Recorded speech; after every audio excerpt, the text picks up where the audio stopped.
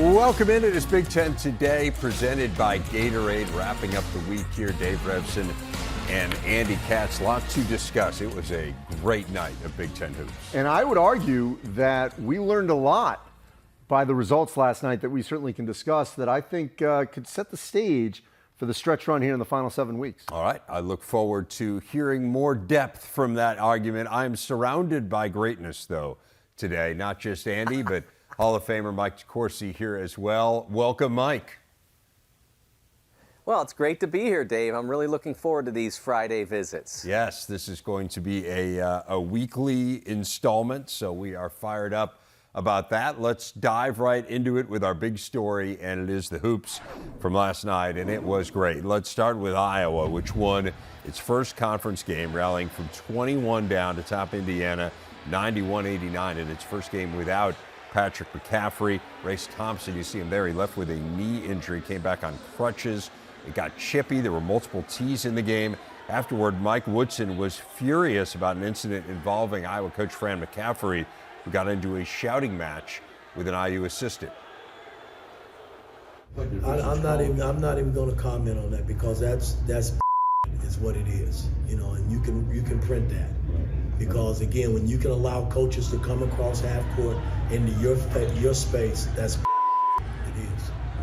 The question I wanted to ask you about that, Mike, was it looked like one of the officials called the technical foul. He did call the tech, and he pulled it back, Really? which was guy should have been thrown out of the goddamn game.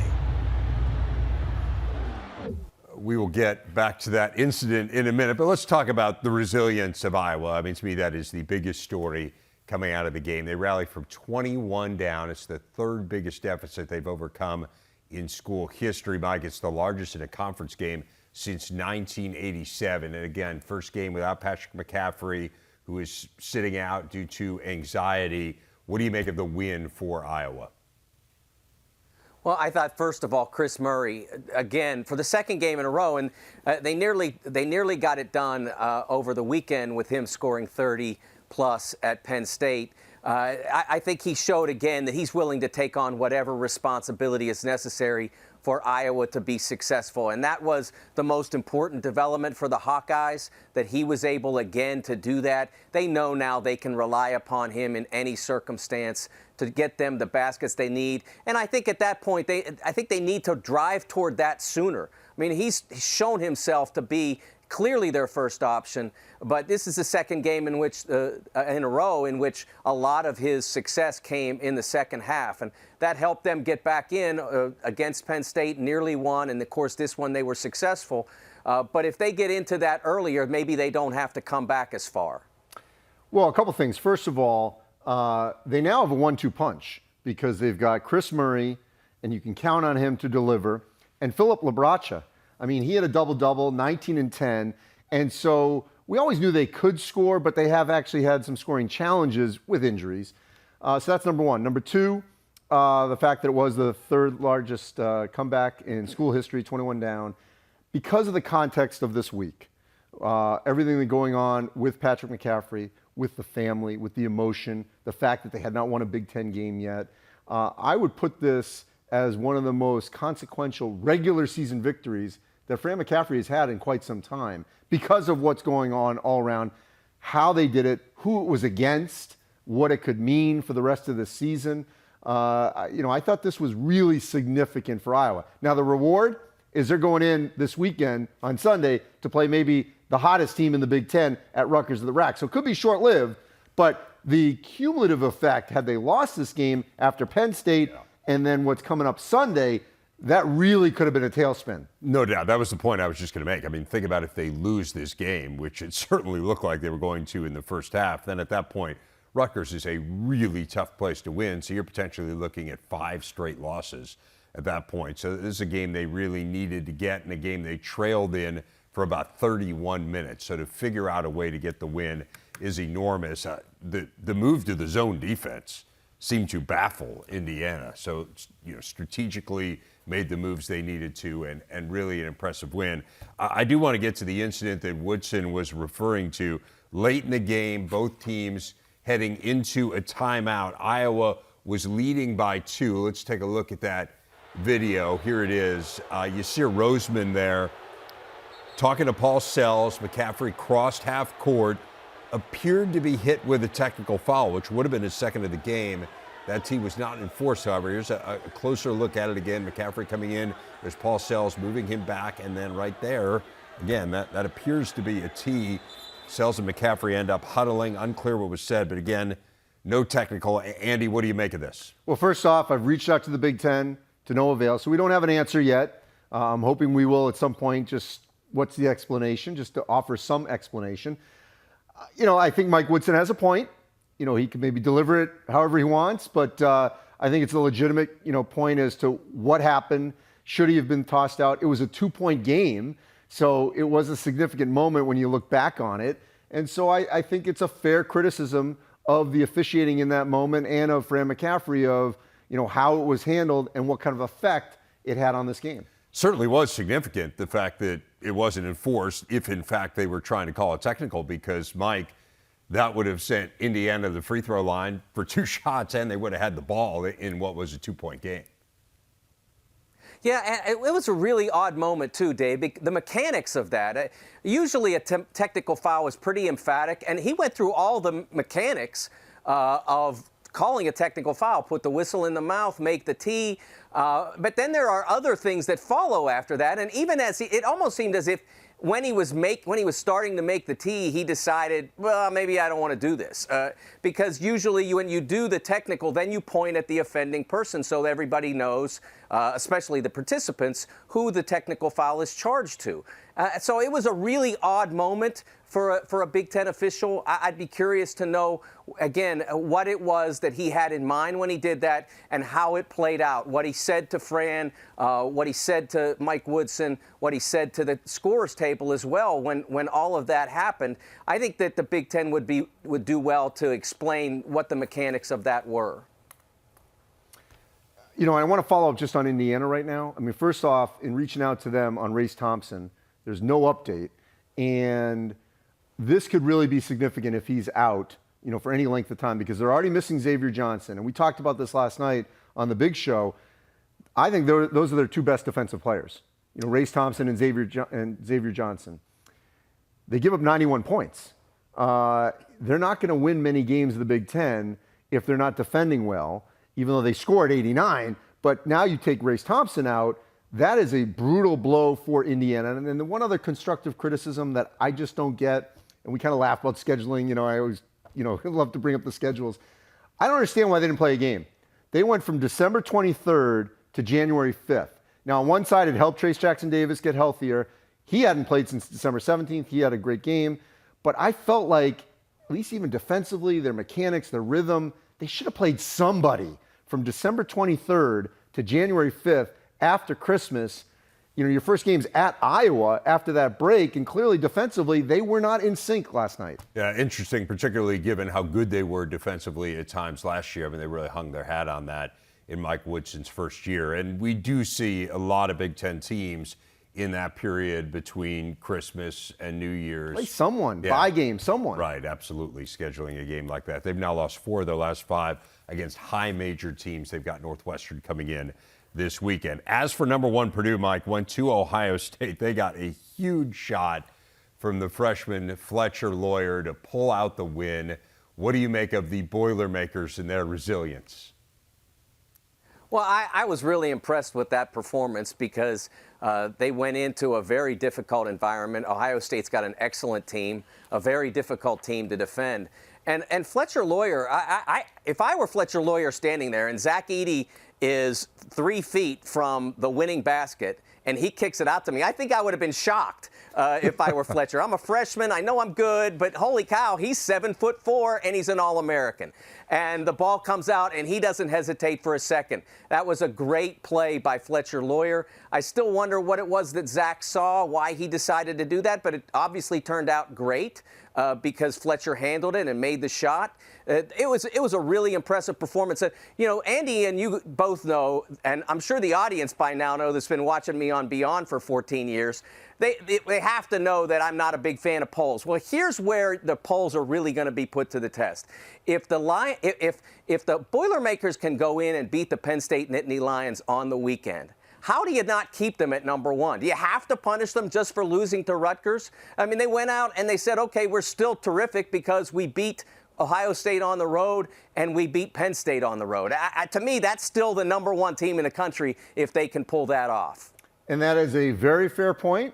And I actually was really high on Arizona after that Purdue loss. They almost lost to Washington at home last night. So I agree with you, Mike.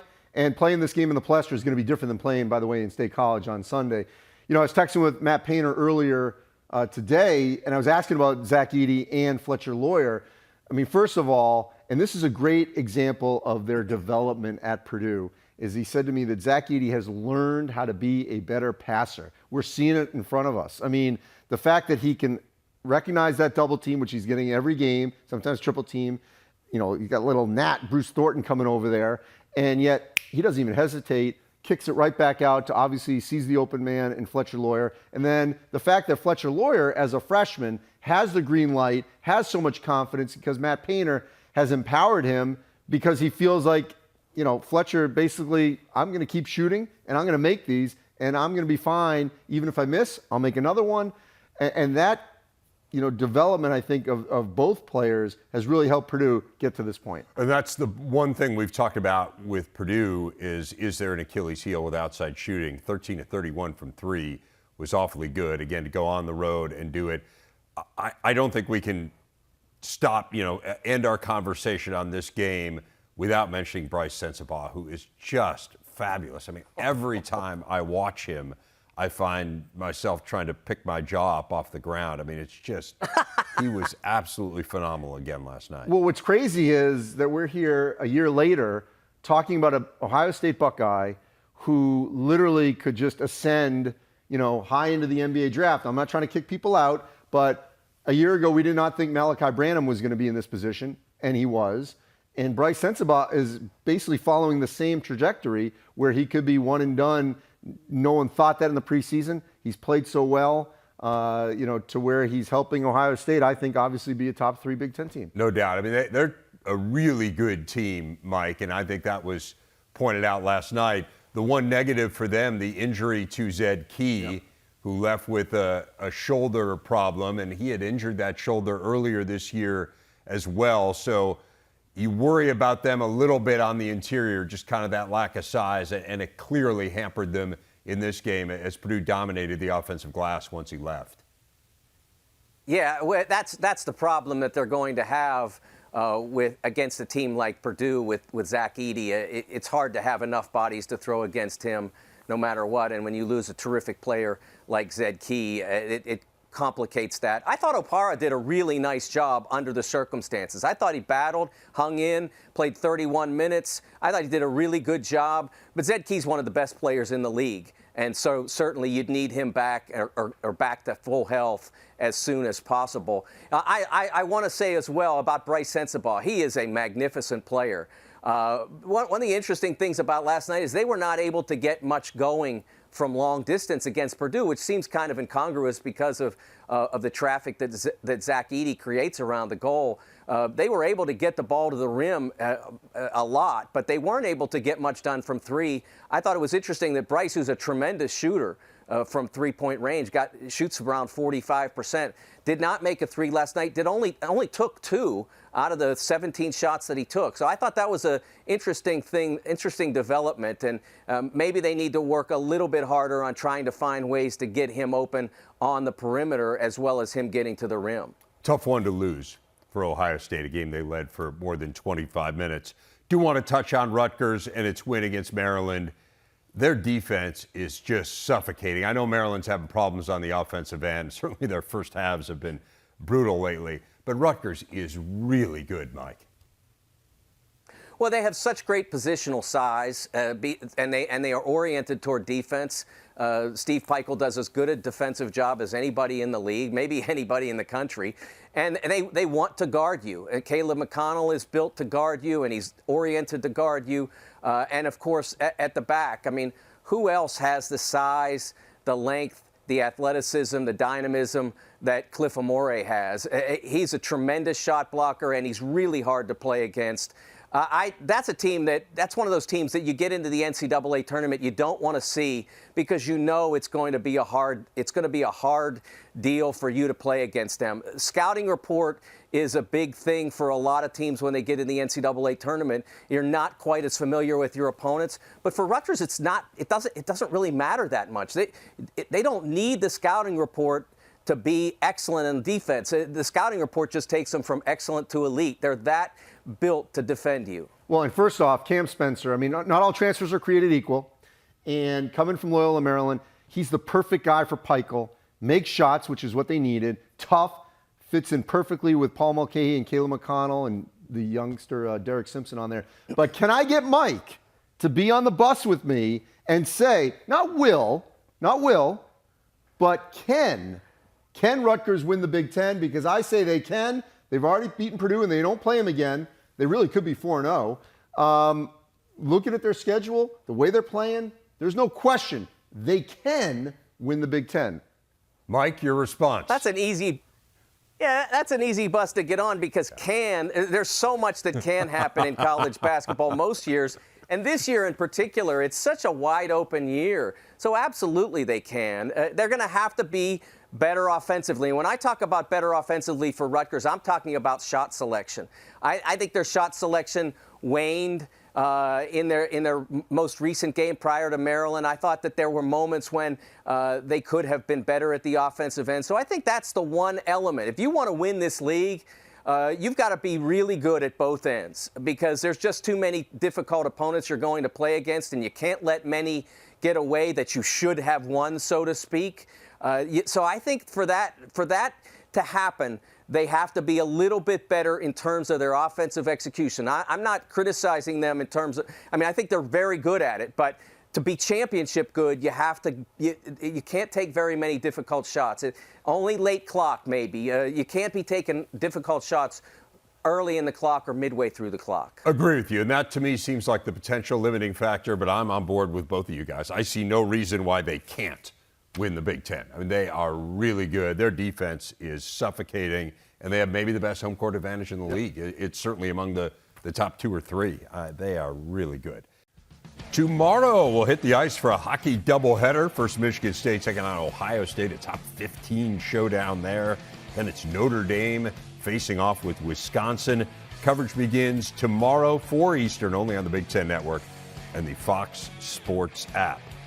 Big Ten hockey analyst Paul Caponigri is here. We get everyone back on the ice this weekend. We head into the second half of the season. Right. So just give people an overview. What are the biggest storylines you're going to be watching in the conference here? I just think the biggest one in general is how healthy the league is. So you saw those numbers there, those rankings. Those are good numbers, but when we get to the pairwise rankings, they're even better. Ohio State's in the top 10, Michigan State's 13, Notre Dame is 16. So all those come up, which is a good thing. It's maybe not good for Wisconsin because they got to play all those teams. They're the only unranked team in the conference.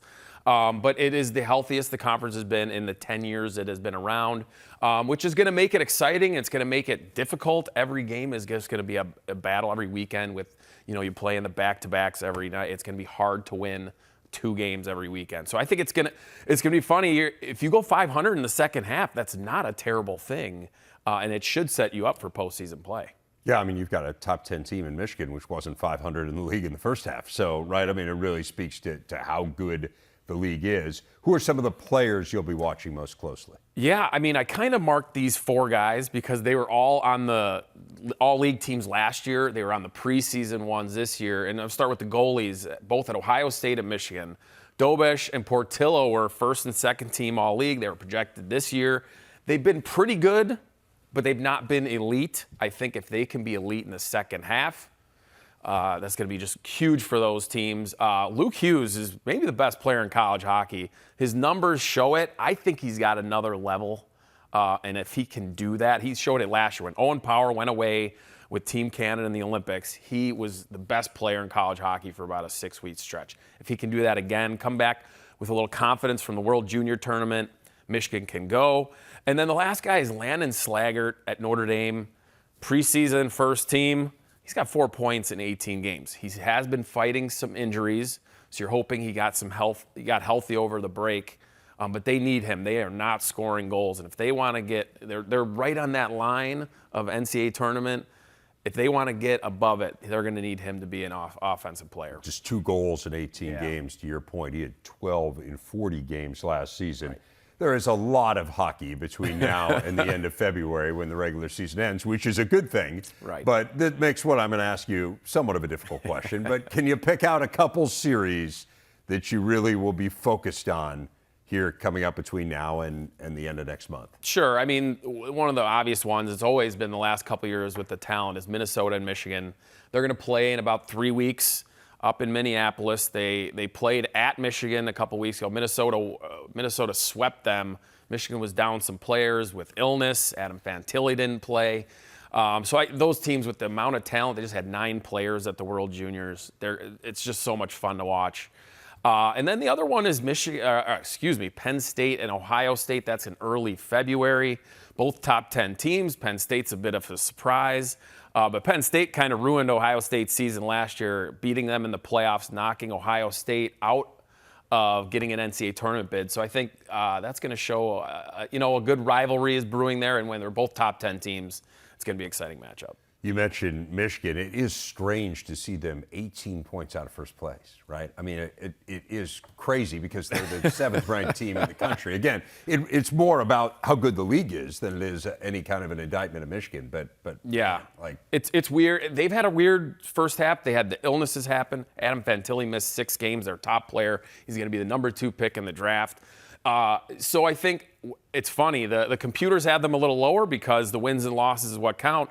But in the people that are voting have them higher because they know what they are or what they should be. That's why I think those players in Portillo and Hughes are so important for them in the second half. Let's get into the games this weekend. Start with the Big Ten Network games, Michigan State and Ohio State. How important is this series for each of these two? I was going to say Ohio State. It was more important. They're at home. They had gotten swept by Michigan State at Munn in East Lansing. But I look back as Michigan State's lost 5 of 6. And there was a lot of hype with them after they got off to a good start, and Adam Nightingale's bringing them along, and they have.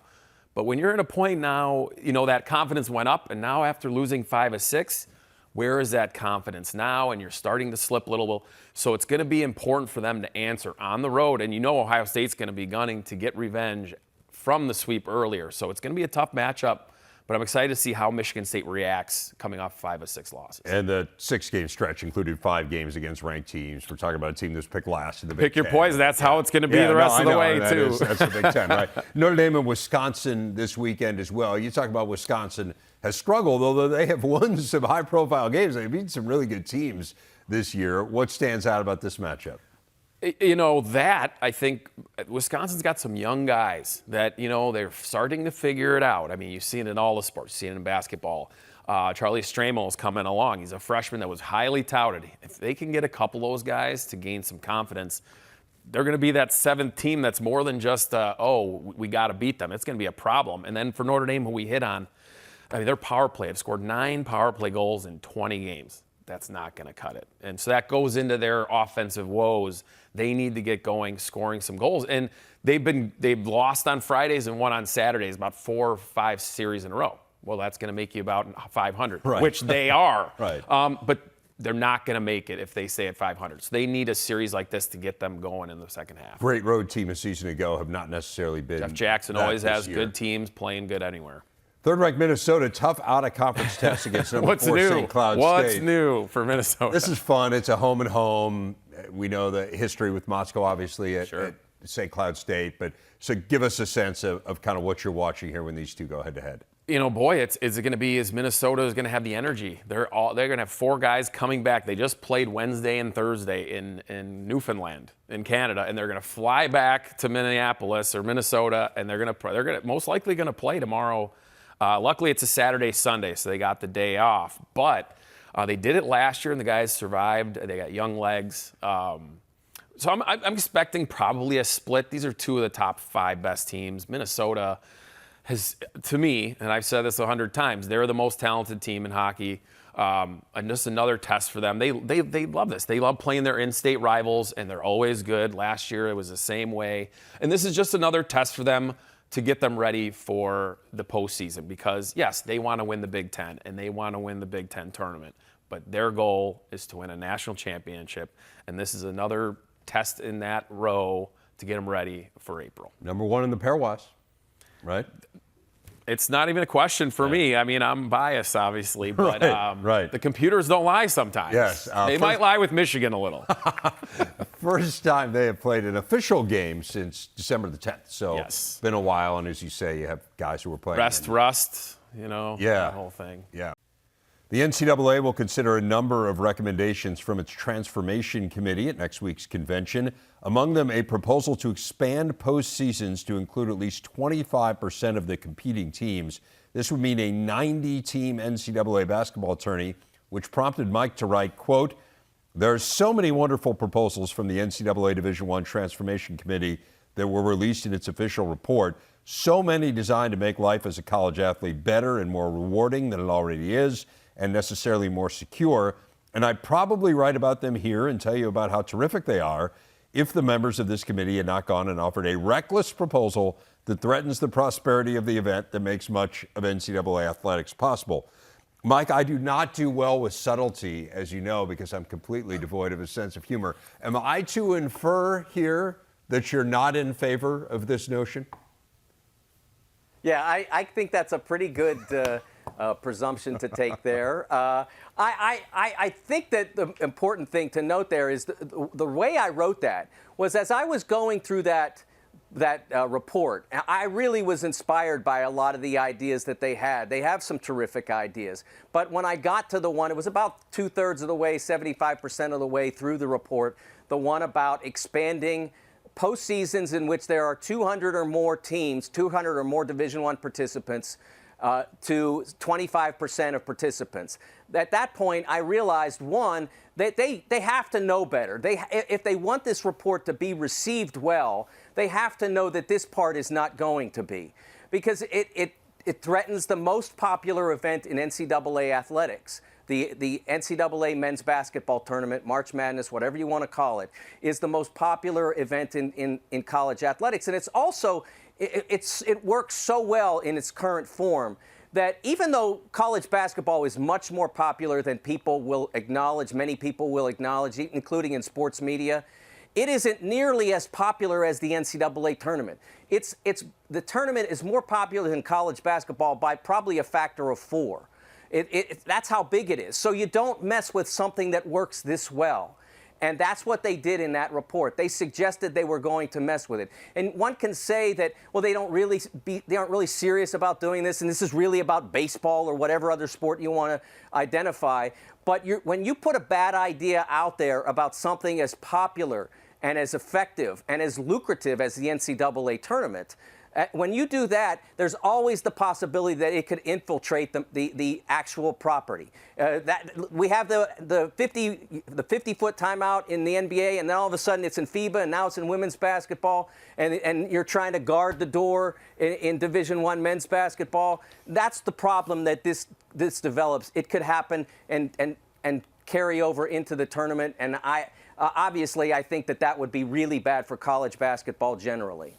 All right, let me just settle this. Let me settle this right now. First of all, to your point, great ideas about mental health in that report, and I hope all that gets enacted. It's not going to happen. The way the NCAA works, it's unfortunate. They do everything in a wide stroke. So they say all sports with over 200%, 200 teams, 25%, rather than cherry pick each one. There is no appetite, zero, from the men's basketball committee, the women's basketball committee, to expand the field beyond maybe 72. Maybe. The women just went to 68. One of the key things, piece of paper, okay? They don't want the bracket to be on one more piece of paper. That's actually important. 2, if you expand by 4 at the most, you can keep the the first 4 in Dayton. You just add a couple more games, so everything stays in. And 3, it's the only sport that is tied up long-term in a television contract. That's pretty important. Till 2032 with Turner and CBS, they don't have to rip it up. So if you add all these more teams, there's less money. They're not going to do it. All right, and I think it's a good idea that they don't. I think we're all unanimous here in that belief, and I agree with you. I mean, part of the genius of the tournament is the bracket. Yes. I mean, that's part of what makes it great and part of what fuels what Mike was talking about the incredible popularity of it, because everyone and their grandpa's filling out a bracket.